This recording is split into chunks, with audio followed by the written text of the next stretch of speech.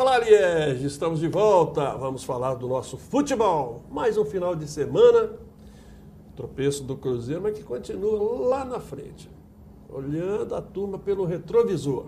Isso é muito bom para o futebol mineiro.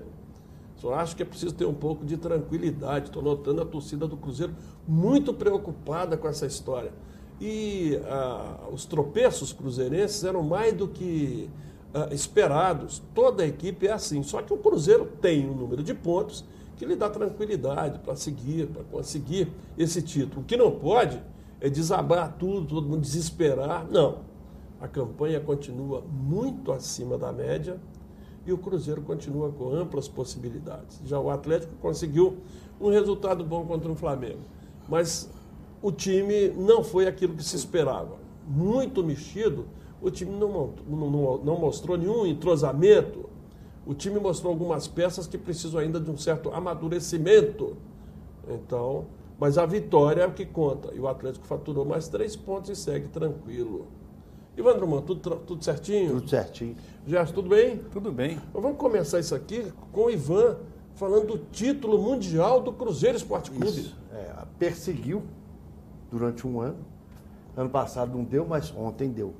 Bom, o Cruzeiro venceu o Lokomotiv da Rússia por 3-0 ontem, num jogo que a gente esperava que fosse um placar mais dilatado. Não era para ser 3-0, foi 3-0, pelo empenho. Tudo que o Cruzeiro tentou, deu certo. Até o erro deu certo ontem. Olha que no primeiro set, o Cruzeiro deu 13 pontos de erros e o time russo deu 6. Mas foi tanto acerto, passe, contra-ataque, bloqueio, que acabou ganhando, jogado.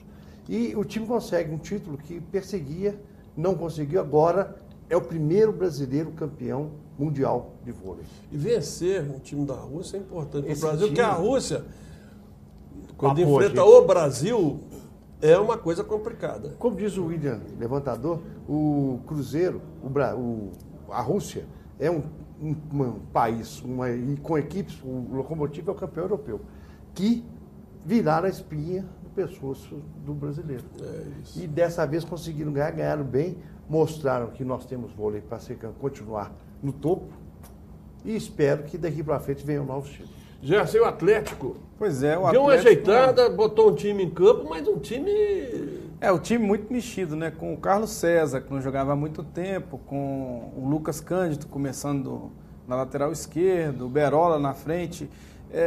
Foi uma vitória razoavelmente tranquila, não foi tão difícil, apesar do Vitor ter que fazer 2 ou 3 intervenções mais perigosas, mas o Atlético tinha como fazer mais gols se forçasse um pouco mais. O que me parece é que o time, depois que consegue fazer um gol, se acomoda e administra a situação. Acho que dessa atuação do Atlético fica aí a esperança de que o Lucas Cândido possa ser aí um diferencial no time do Atlético para o próximo ano, não digo para esse ano, mas eu acho que ele é um volante nessa característica, por exemplo, que o Cruzeiro tem, é um volante que sabe jogar, um volante que chuta de fora da área, e esse tipo de volante o Atlético não tem nesse ano. Então, eu acho que para o fim do ano, o Atlético já teve aí uma vitória, que é conseguir colocar um jogador da base e esse jogador se destacar. Eu acho que a grande vantagem do Atlético nesse jogo foi que mostrou novos valores. Esse menino, o Cândido, ele carimbou o passaporte dele para o Marrocos. Primeira coisa é isso.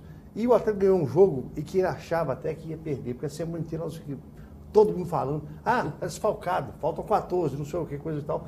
Não, o Atlético conseguiu vencer o jogo com um golaço desse menino e esse me mostrou que tem valor, que pode ajudar o time de cima. Exatamente. É bom lembrar que o Flamengo também veio desfalcado. Mas... O Flamengo não encontrou com o algum Atlético jogador, mas o que conta, né, na hora que você olha para a tabela, tem lá 3 pontos a mais para o Atlético.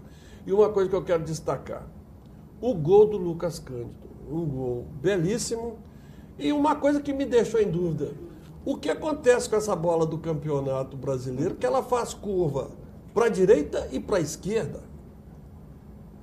Ela é mais leve? O que está Era igual o Nelinho batia, né? Você não sabia onde ela ia. E os goleiros, antes do campeonato começar, já reclamavam muito dessa bola, né? Agora, é aquela história, hoje tudo é comercial. Então, a cada ano você tem que fazer uma bola nova, você tem que mudar alguma coisa nela E também isso é bom para o futebol, porque... Dá um atrativo a mais. Exatamente, são aí os gols de fora da área acontecendo.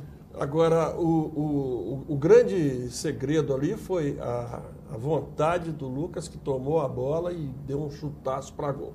Bom, vamos ao tropeço do Cruzeiro. O Cruzeiro vem fazendo, continua com uma campanha muito boa e deu uma tropeçada lá contra o Coritiba. E eu tenho uma teoria, né, nessa história, que é o seguinte: essa fase do campeonato é isso. São equipes que estão à beira do rebaixamento, que começam a mostrar até o que não tem, né? Por exemplo, o Keirson, que há 2 anos não fazia gol, entrou lá e fez. Quer dizer, isso é a necessidade. Então, o Cruzeiro precisa ter equilíbrio agora para manter a sua campanha. Bom, eu já vinha falando na história, eu estava preocupado com esse desempenho do Cruzeiro daqui para frente. Não é daqui para frente, é de antes do jogo do São Paulo para frente. Perdeu 3 em 4. Né? O time tem que mudar a maneira de jogar, que já está viciado. E o time tem que parar de errar gol. Está errando gol demais da conta. Acho que um paredão lá, se construir mais um paredão, puser o pessoal para chutar, melhora um pouco. Mas tá demais a conta. O Cruzeiro está perdendo gols feitos.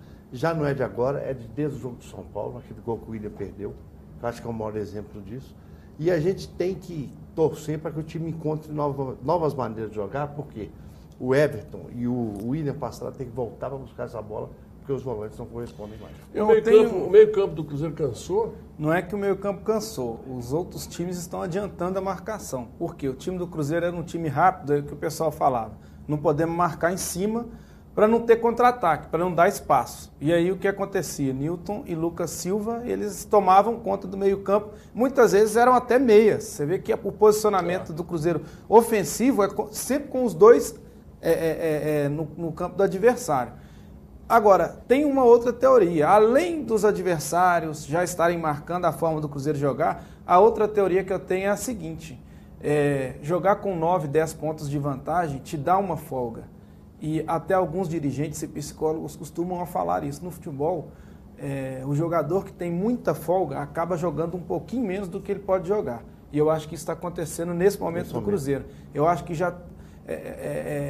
nem aquele susto que era para o Cruzeiro tomar, que de repente seria benéfico, se o Cruzeiro, quando perdesse o Clássico, os adversários tivessem conseguido uma vitória, talvez o Cruzeiro se preocupasse. Mas o que tem acontecendo é o seguinte: eu acho que eles chegam, inclusive na entrevista do William, ele cita isso. O que acontece é que diminuíram 3 números de partidas, mas nós seguimos com 10 pontos na frente. Ou seja, eles já estão administrando esse número. Então, eu acho que passa um pouco por isso também. Tem que ser mais decisivo. Tem um negócio que acontecia antes.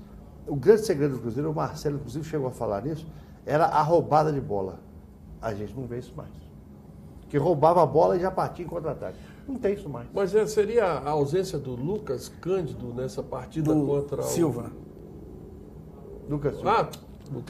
Lucas Silva. Agora tem Lucas. E é da mesma posição. A mesma posição. Lucas Silva. Será que a ausência dele pesou? Eu não acho que só a ausência dele tenha pesado. Primeiro que é um jogo fora contra o Curitiba. Já é um jogo complicado. Seria um jogo muito complicado para o Cruzeiro. Por todo esse momento do campeonato, em que quem está acostumado a jogar menos, tem que jogar um pouco mais. E que quem está com folga, com certeza vai jogar um pouco menos, porque já está cansado. Já tem o estresse todinho de 30 jogos aí, entrando para matar o adversário. E a gente sabe que a reta final do campeonato é assim. Agora, o que o Cruzeiro está passando, ele plantou para passar. Essa tranquilidade que existe hoje, e que eu acho às vezes uma maldade, o que as pessoas começam já a falar do Marcelo Oliveira, enquanto todo mundo esperava um Cruzeiro para o ano que vem, que era o que todo mundo dizia no começo do ano, o Cruzeiro é uma realidade, foi uma realidade para esse ano, está aí praticamente com a taça na mão, e as pessoas começam a criar uma série de teorias, né? Então, acho que tem que tirar um pouco de teoria e estudar o campeonato do início até o fim. O Cruzeiro foi um clube que durante 27 rodadas entrou e matou o jogo com 20 minutos. É verdade. E o estresse mental disso é pesado. É o que acontecia, por exemplo, com o Atlético na Libertadores do pessoal.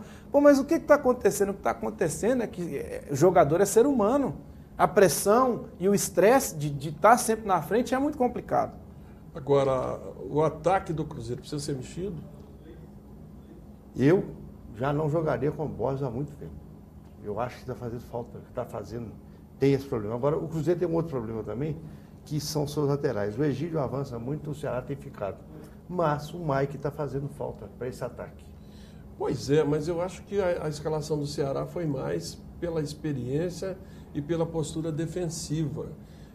Só que deu errado. Não, a aposta foi feita e foi feita a aposta que o time sente falta de um jogador mais agressivo. E outra coisa, quando ele escala o Ceará, ele espera uma boa atuação do Egídio. E muitas vezes o que acontece é isso. Então, o pessoal foca no Ceará, mas esquece que o Egídio estava livre para avançar e muitas vezes não foi efetivo nisso. Então, tem coisa que não tem como o treinador saber. O time tem a tendência para a direita. Exatamente. Então, e não só isso, o William joga muito do lado esquerdo, o Everton Ribeiro também. Então, o que acontece é que, infelizmente, algumas peças não estiveram bem, o que é normal.